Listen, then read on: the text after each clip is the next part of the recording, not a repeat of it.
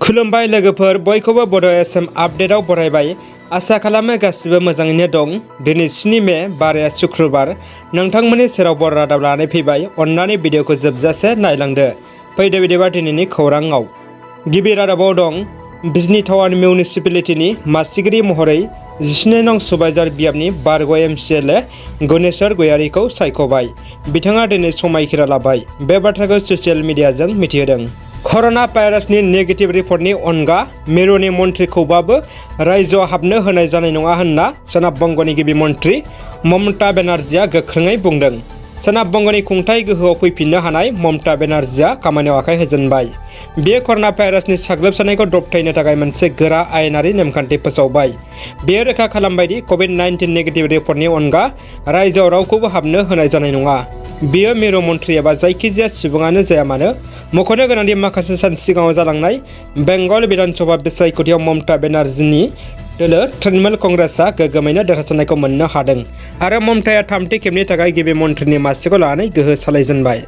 चिरांनि 33 नं बिजनी बियाबनिफ्राय बिजेपि दोलोनिफ्राय देरहालांनाय अजय कुमार रायनो मन्थ्रिनि बिबान होनांगौ होनना दाबि खालामदों।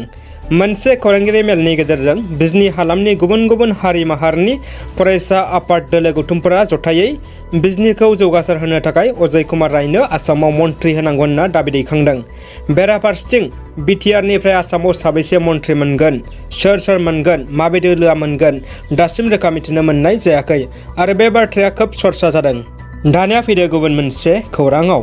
दुखुनि खौरां, सावगारियाव नुनाय आइजोआ बेरामाव गोग्लैनानै दं। बिथांनो ए ग्रुप थैनि गोनांथि जादों। बिथांनि मुङा गाबसुलि दैमारि। उदालगुरि जिल्लानि सिङाव थानाय 3 नं माजुलि गामिनि पबिराम दैमारिनि अनसुलि बिसि गाबसुलि दैमारिया गोब्राब केन्सार बेरामाव गोग्लैनानै लोमजानानै दं।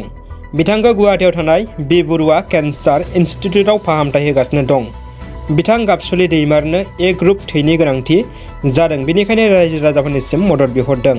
सोरबाफोर मदद होनो हाथाव दंबोला 600032961107 बे स्क्रिनाव होनाय जानबुं नम्बराव फन खालामनानै खौरां लाहरनो गुरैयै खावलायहरबाय।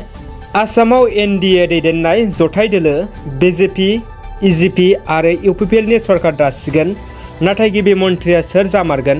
मन्थ्रि बिबानाव माबे दोलोआ साबेसे मन्थ्रि मोनगोन? सोर मोनगोन दासिम खोब सावरायजादों। नाथाय बिनि थार खौरां मोननो हायाखै। दिनै नङाबा गाबोननि गेजेराव रोखा खौरां मोननायनि सम्भावना दं होनना मिथिनो मोन्दों। दानिया फैदो जोबथा खौराङाव।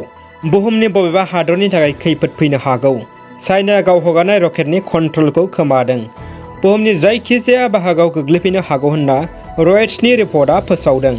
28 एप्रिल खालारखालि चाइनाया लं मार्च 5BI-2 मुंनि मोनसे रकेट अख्राङाव दैथायहरदोंमोन। बे रकेटखौ टियानहे स्पेस स्टेशनखौ बानायनो थाखाय दैथायहरनाय जादोंमोन। खौरांनि बायदिब्ला बे रकेटआ मडुल्स लानानै स्पेस स्टेशनसिम सौफैदोंमोन आरो बेयाव मडुल्सखौ थि जायगायाव हगारनायनि उनाव कन्ट्रल थासारियाव बुहुमसिम फैफिननांगौमोन। नाथाय चाइनानि स्पेस एजेन्सिया बिनि सायाव कन्ट्रल खोमायो। चाइनानि स्पेस एजेन्सिया कन्ट्रल खोमानायनि उनावनो मुलुगनि बैगानिकफोरनि गेजेराव साननाय सोमजियो। रयटार्सआ खौरां होनाय बायदिब्ला आमेरिकानि रैखाथि बिफानआ सुनिबारखालि बुहुमाव बे रकेटआ गोग्लैफैनो हागौ होननानै फोरमायदों। सेटेलाइट ट्रेकरनि बायदिब्ला बे रकेटआ 100 फिट गोलाव आरो 16 फिट गोजौ होननानै फोसावदों।